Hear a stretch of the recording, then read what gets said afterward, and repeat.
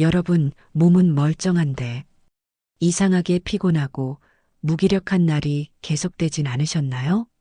어디 부딪힌 것도 아닌데 관절이 욱신거리고 아침에 일어나면 몸이 뻣뻣하게 굳어 있는 느낌. 나이 들어서 그런가 보다 하고 넘기기 쉽지만 이런 증상들이 반복된다면 그건 단순한 노화가 아니라 몸속에서 조용히 타오르고 있는 염증 때문일 수 있습니다. 염증이라고 하면 보통 상처가 붓고 열나고 아픈 걸 떠올리지만 진짜 무서운 건 만성염증입니다. 겉으로는 아무 증상도 없는데 속에서는 조금씩 세포를 망가뜨리고 혈관을 손상시키고 심지어 치매나 당뇨, 심혈관 질환까지 일으킬 수 있는 조용한 독이죠. 하지만 희망적인 사실도 있습니다. 염증은 식습관만 바꿔도 충분히 조절할 수 있다는 것. 오늘 영상에서는 약 없이 자연식품만으로 염증을 다스리는 방법을 소개해 드리겠습니다. 특별한 보약이 아니라 당장 내 식탁 위에 올릴 수 있는 자연이 만든 항염식품 5가지. 어떤 음식들이 우리 몸속의 염증을 진정시키는지 그 작용 원리와 함께 어떻게 먹으면 좋은지까지 하나씩 알려드릴게요. 끝까지 보시고 여러분 몸속에 보이지 않는 불을 오늘부터 꺼뜨려 보시기 바랍니다. 이 주제가 마음에 드신다면 구독과 좋아요로 표현해 주세요. 첫 번째 식품은 바로 노란빛 향신료 강황입니다. 카레의 주재료로 많이 알려져 있죠.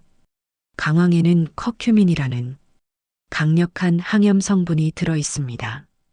이 커큐민은 염증을 일으키는 물질의 생성을 억제하고 이미 생긴 염증 반응도 진정시키는 효과가 있습니다.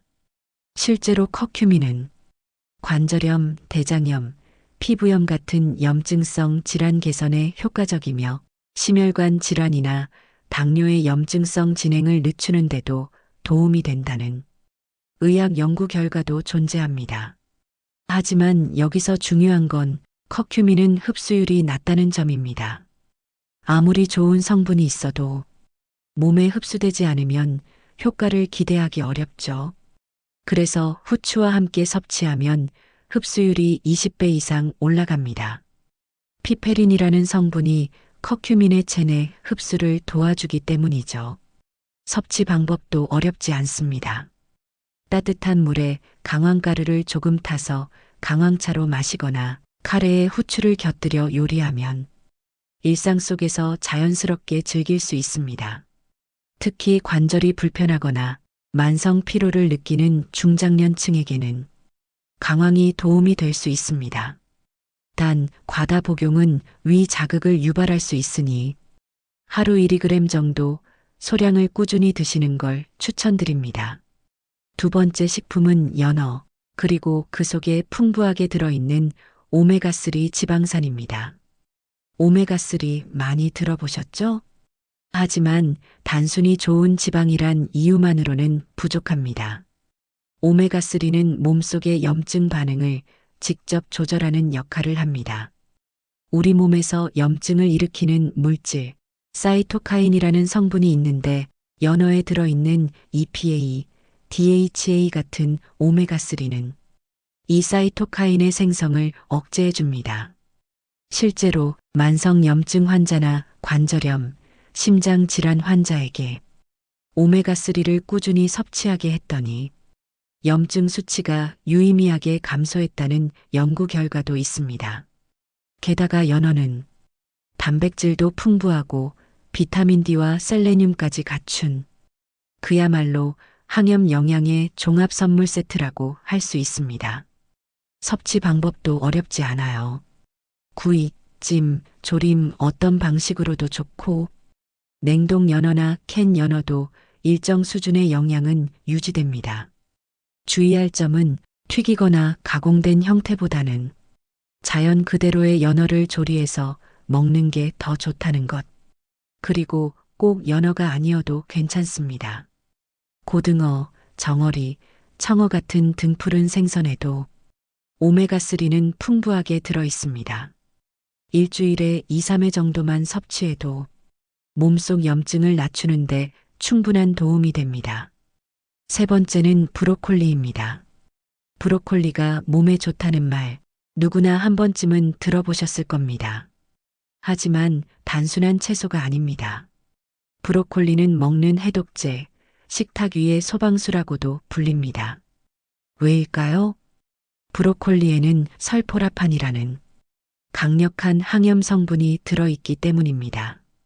이 성분은 체내의 염증 유발 효소를 억제하고 면역 기능을 강화하며 특히 해독 작용에 효과적입니다.肝과 장을 깨끗하게 해주는 건 물론이고 만성 염증이 원인일 수 있는 피부 트러블이나 면역력 저하에도 도움이 됩니다. 또 하나 좋은 점은 브로콜리는 칼로리는 낮고 식이섬유는 풍부해서 염증을 줄이면서도 장 건강까지 챙길 수 있다는 점이죠. 하지만 중요한 건 조리법입니다. 오래 삶으면 설포라판이 파괴될 수 있으니 살짝 데치거나 찌는 게 가장 좋고 기름 없이 구워 먹는 것도 좋은 방법입니다.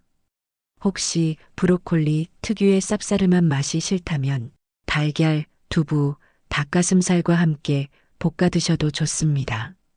작지만 강한 항염 채소, 브로콜리 꼭 식탁에 자주 올려보시길 바랍니다.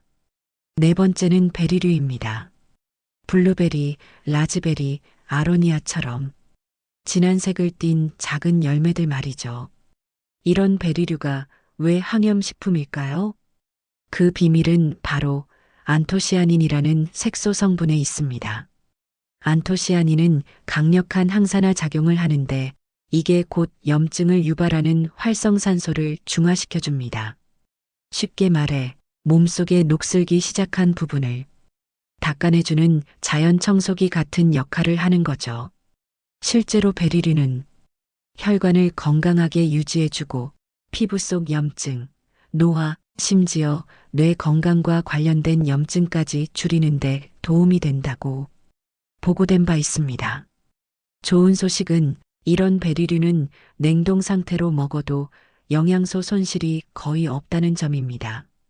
아침 식사로 오트밀이나 요거트에 함께 넣어 먹거나 간단하게 주스로 마셔도 좋습니다. 다만 당 함량이 낮은 생과일 형태를 고르고 설탕이 들어간 잼이나 첨가는 구분해서 섭취하는 것이 좋습니다. 매일 한 줌의 베리, 몸속 염증을 조용히 낮추는데 충분한 힘이 될 수 있습니다. 마지막 다섯 번째 식품은 엑스트라 버진 올리브 오일입니다. 많은 분들이 올리브 오일은 몸에 좋다는 얘기를 들어보셨을 텐데요. 단순히 식물성 기름이기 때문만은 아닙니다. 올리브 오일에는 올레오칸탈이라는 항염 성분이 들어 있습니다. 이 성분은 염증을 유발하는 효소를 억제하는 작용을 하는데 놀랍게도 그 작용 방식이 진통제 이부프로펜과 유사하다는 연구 결과도 있습니다. 즉, 매일 식사에 올리브 오일을 조금씩 곁들이는 것만으로도 염증을 완화하고 통증을 줄이는데 도움이 될 수 있다는 것이죠. 특히 지중해식 식단이 심혈관 질환, 당뇨, 뇌졸중 위험을 줄이는 식단으로 알려져 있는데 그 핵심이 바로 이 올리브 오일입니다. 섭취 팁도 간단합니다. 익히지 않고 생으로 먹는 게 가장 효과적이며 샐러드 드레싱, 생채소 무침, 빵 찍어 먹기 등 일상 속에서 다양하게 활용할 수 있습니다. 단 열을 가하면 항염 성분이 손실될 수 있으니 튀김용 기름이 아닌 마무리용 드레싱으로 사용하는 걸 추천드립니다. 그리고 중요한 점 한 가지, 엑스트라 버진 등급인지 꼭 확인하세요. 정제 과정을 거치지 않아 영양소와 항산화 성분이 그대로 보존된 고급 오일입니다. 지금까지 소개해드린 몸속 염증을 줄이는 자연식품 5가지 다시 한번 정리해드릴게요. 첫째, 강황.